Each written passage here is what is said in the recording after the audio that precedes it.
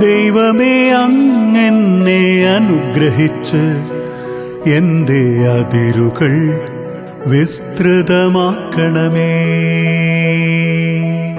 ദൈവമേ, അങ്ങെന്നെ അനുഗ്രഹിച്ച് എൻ്റെ അതിരുകൾ വിസ്തൃതമാക്കണമേ.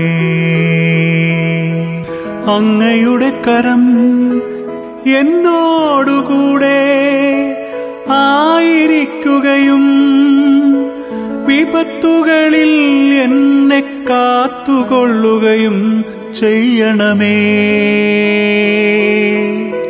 അങ്ങയുടെ കരം എന്നോടുകൂടെ ആയിരിക്കുകയും വിപത്തുകളിൽ എന്നെ കാത്തുകൊള്ളുകയും ചെയ്യണമേ.